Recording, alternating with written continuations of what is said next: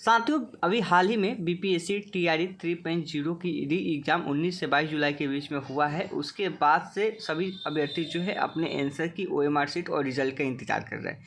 इसी बीच अगर देखेंगे तो कुछ ऑनलाइन के माध्यम से फ्रॉड भी छात्रों के साथ हो रहे हैं और इस बार भी मतलब जो मेरिट लिस्ट है उसके साथ भी छेड़छाड़ करने की संभावना यहाँ पे दिख रही है। इससे संबंधित अपडेट निकल के आई है जिसकी जानकारी हम आपको इस वीडियो में देने वाले हैं।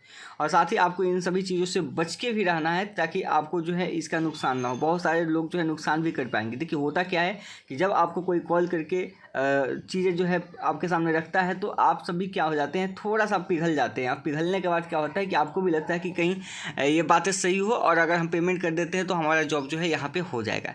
वैसा ही आप देख सकते हैं कि जहाँ सा मोबाइल नंबर यहाँ पे दिया हुआ है, यहाँ पे आप मोबाइल नंबर भी दे सकते हैं और अभ्यर्थियों को कॉल आ रही है। जरूरी नहीं कि आपके पास जो कॉल है इसी नंबर से आए, क्योंकि यह नंबर जब खुलासा हो गया है तो बहुत सारे नंबर से ही कॉल आपको देखने को मिल सकता है। तो इसके ऊपर आपको ध्यान रखना है।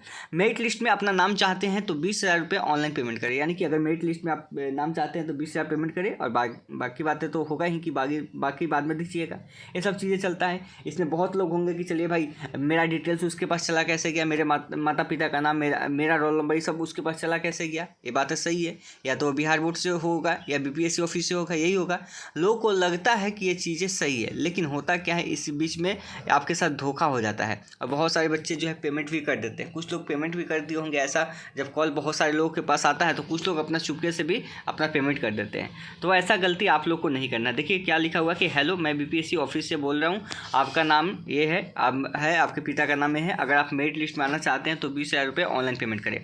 तीसरे चरण के शिक्षक नियुक्ति पुनर्परीक्षा में शामिल अभ्यर्थियों के पास इन दिनों ऐसे कॉल आ रहे हैं। कई अभ्यर्थियों को मोबाइल नंबर इतना से कॉल आया है, जब सामने से अभ्यर्थियों से संपर्क करने का प्रयास किया तो नंबर कवरेज एरिया से बाहर बताने लगा। वहीं टू कॉलर पर यह नंबर जो है और बोर्ड ऑफिस पटना के नाम से सेव बता रहा है। अभ्यर्थियों को चिंता है कि उनका डाटा लीक कैसे हुआ।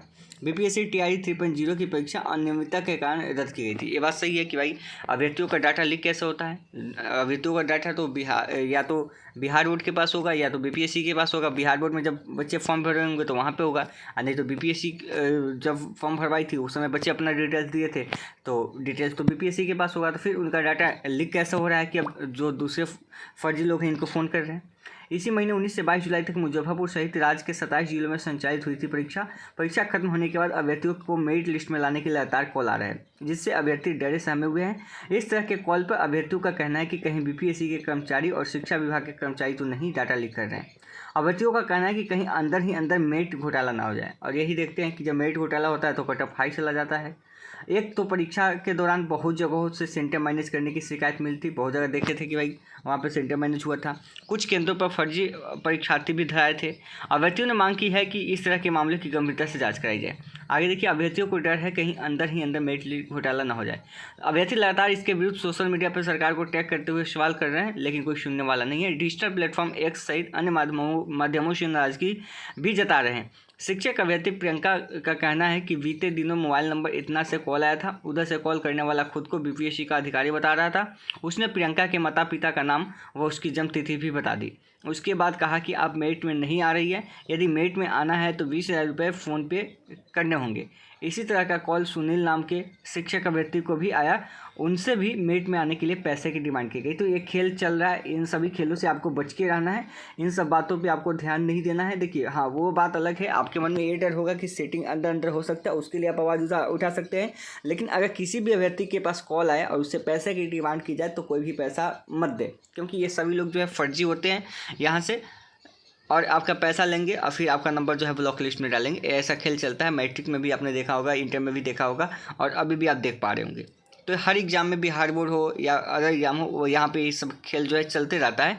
बस हाँ, आपको आवाज़ उठानी है कि भाई अंदर से कुछ सेटिंग वगैरह ना हो। इसके ऊपर बीपीएससी को भी ध्यान देना होगा ताकि बच्चे की जो डाटा लीक हो रही है आखिर क्यों हो रही है, कैसे हो रही है, इसका भी कारण का पता लग सके। अभ्यर्थी का तो परेशान होना लाजमी, भाई अभ्यर्थी तो परेशान होगा ही, इतना मेहनत से एग्ज़ाम दिया हुआ है। अगर उसके बावजूद भी अगर जो बिना एग्ज़ाम दिए, अगर बिना पढ़े हुए अगर मेरिट में आ जाते हैं तो कहीं ना कहीं बहुत दुख की बात है।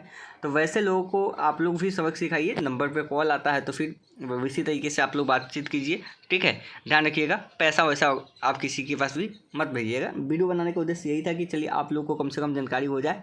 बहुत लड़कियां हैं या लड़के हैं जो चाहते हैं कि मेरा मेरिट लिस्ट में आए नाम, और वे जब नाम की बात आती है तो वे तरीका नहीं सोचते हैं कि किस तरीके से आए, और वे जो है इसका शिकार हो जाएंगे। जब शिकार हो जाएंगे तो पैसे ऑटोमेटिक जो है कहीं ना कहीं दे देंगे। तो वैसे लोगों से बच के रहना है, इसीलिए आप सभी को आगाह की जाती है। आगे जो अपडेट आएगी हम आपको नेक्स्ट वीडियो के माध्यम से अपडेट करेंगे। धन्यवाद।